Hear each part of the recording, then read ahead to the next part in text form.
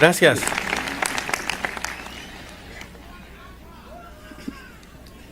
Estoy honrado de estar con ustedes en la ceremonia de graduación en una de las mejores universidades del mundo. La verdad sea dicha, nunca me gradué de la universidad. Esto es lo más cerca que he estado de una graduación universitaria. Hoy quiero contarles 3 historias de mi vida. Eso es todo. No gran cosa, solo 3 historias. La primera historia es sobre conectar los puntos. Me retiré de la Universidad de Reed después de los primeros 6 meses, pero estuve yendo de modo intermitente por otros 18 meses o más antes de retirarme de verdad. Entonces, ¿por qué me retiré? Comenzó antes de que yo naciera. Mi madre biológica era una joven soltera graduada universitaria y decidió darme en adopción. Ella creía firmemente que debía ser adoptado por graduados universitarios, así que todo estaba arreglado para que al apenas nacer fuera adoptado por un abogado y su esposa. Excepto que cuando aparecí, ellos decidieron en el último minuto que en realidad deseaban una niña. Entonces mis padres, que estaban en lista de espera, recibieron una llamada en medio de la noche preguntándoles: «Tenemos un bebé varón no deseado. ¿Lo quieren?»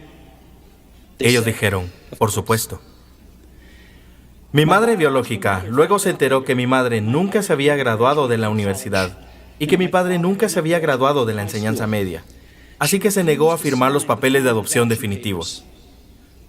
Solo cambió de parecer unos meses más tarde cuando mis padres prometieron que yo iría a la universidad.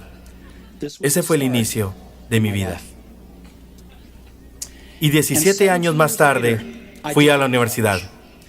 Sin embargo, ingenuamente elegí una universidad casi tan cara como Stanford. Y todos los ahorros de mis padres de clase obrera fueron gastados en mi matrícula. Después de 6 meses no podía ver el valor en ello. No tenía idea de qué hacer con mi vida y no tenía idea de cómo la universidad me podía ayudar a deducirla. Y aquí estaba yo, gastando todo el dinero que mis padres habían ahorrado durante toda su vida. Así que decidí retirarme y confiar en que todo iba a resultar bien. Fue bastante aterrador en ese momento, pero mirando hacia atrás, fue una de las mejores decisiones que he tomado.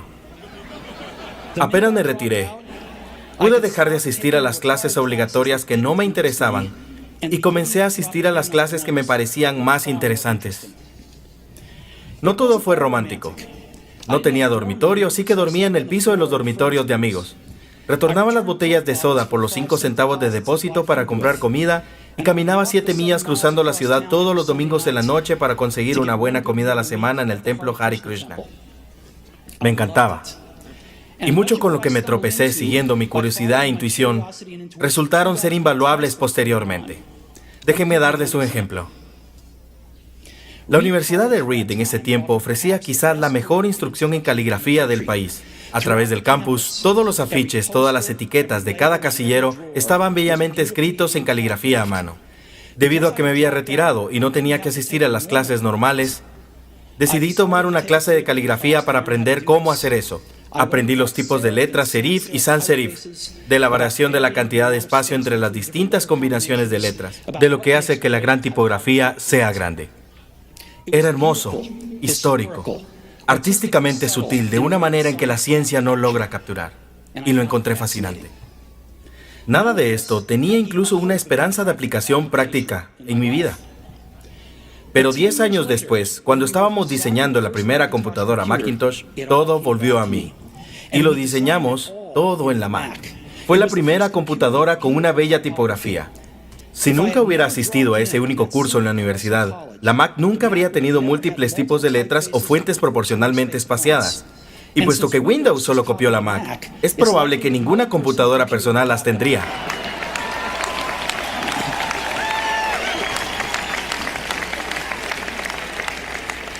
Si nunca me hubiera retirado, nunca habría asistido a esa clase de caligrafía, y las computadoras personales podrían no tener la maravillosa tipografía que tienen. Por supuesto, era imposible conectar los puntos mirando hacia el futuro cuando estaba en la universidad. Sin embargo, fue muy claro mirando hacia el pasado 10 años después. Reitero, no pueden conectar los puntos mirando hacia el futuro. Solamente pueden hacerlo mirando hacia el pasado. Por lo que tienen que confiar que los puntos de alguna forma se conectarán en su futuro. Tienen que confiar en algo, su instinto, el destino, la vida, el karma, lo que sea. Porque creyendo que los puntos se conectarán en el camino, te dará la confianza de seguir tu corazón, incluso cuando te lleven fuera del camino conocido. Y que eso hará toda la diferencia.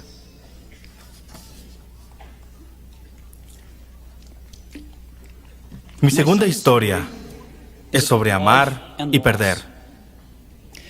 Fui afortunado.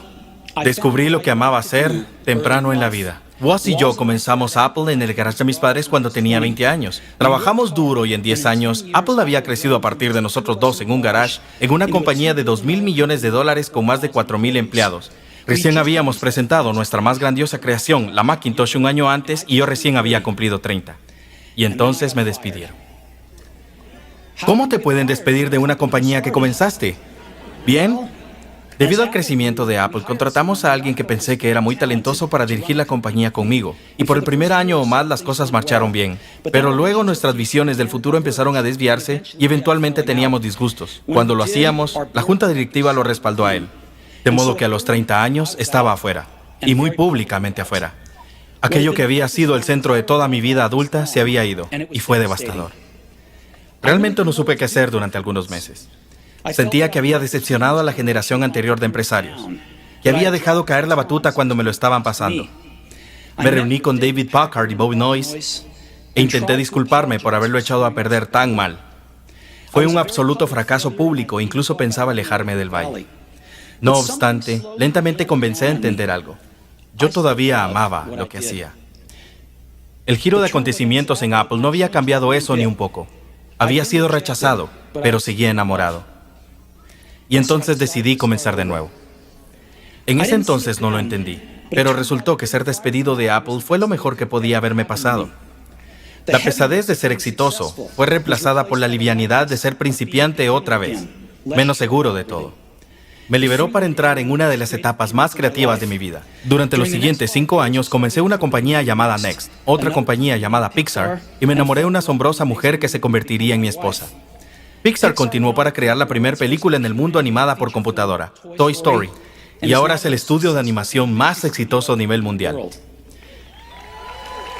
En un notable giro de los hechos, Apple compró Next. Regresé a Apple y la tecnología que desarrollamos en Next está en el corazón del actual renacimiento de Apple. Y con Lorraine tenemos una maravillosa familia juntos. Estoy muy seguro de que nada de esto habría sucedido si no hubiese sido despedido de Apple. Fue una amarga medicina, pero supongo que el paciente la necesitaba. En ocasiones la vida te golpea con un ladrillo en la cabeza. No pierdan la fe. Estoy convencido que lo único que me permitió seguir fue que yo amaba lo que hacía. Tienen que encontrar eso que aman. Y eso es tan valioso para su trabajo como lo es para sus aficiones. Su trabajo llenará gran parte de sus vidas y la única manera de sentirse realmente satisfecho es hacer aquello que creen que es un gran trabajo. Y la única forma de hacer un gran trabajo es amando lo que hacen. Si aún no lo han encontrado, sigan buscando. No se conformen. Al igual que con los asuntos del corazón, sabrán cuando lo encuentren. Como cualquier relación importante, mejora poco a poco con el paso de los años. Así que sigan buscando. No se conformen.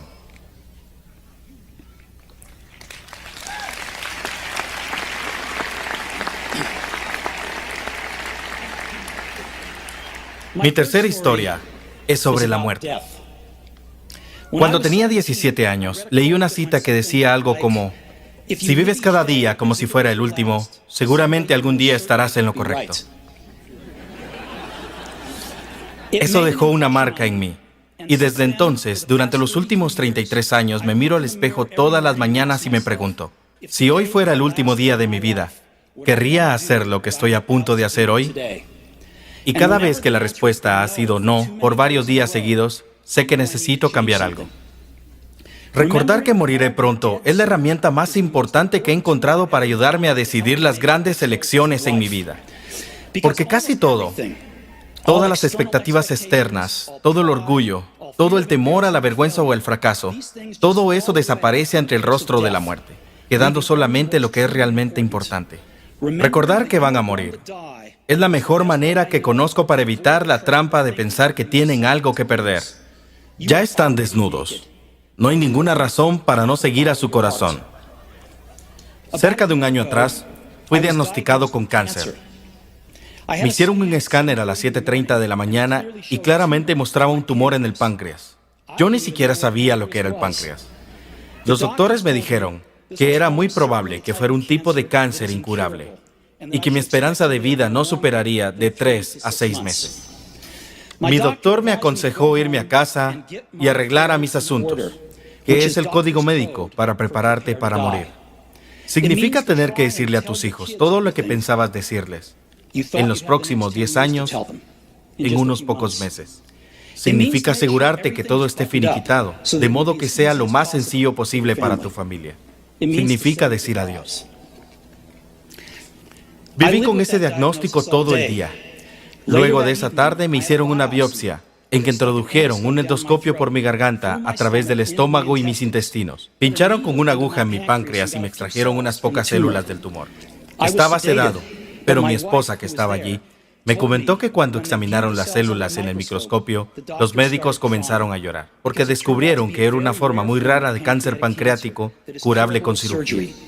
Me operaron y agradecidamente, ahora estoy bien.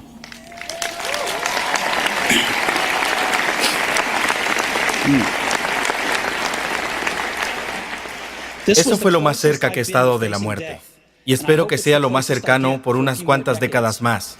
Habiendo vivido eso, ahora puedo contárselos con un poco más de certeza que cuando la muerte era un útil pero puramente intelectual concepto. Nadie quiere morir.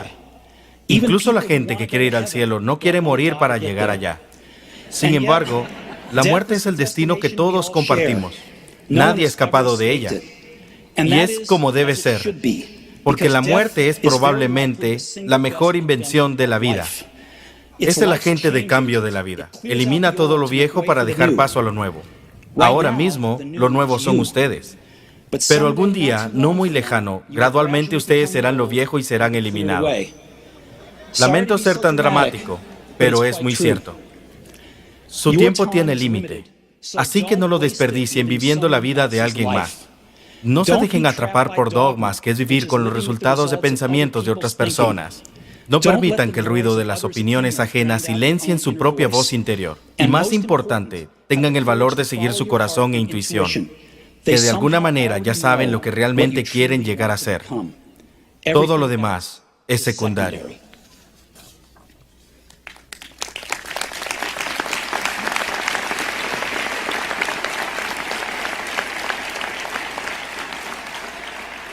Cuando era joven, había una asombrosa publicación llamada The Whole Earth Catalog, que era una de las Biblias de mi generación.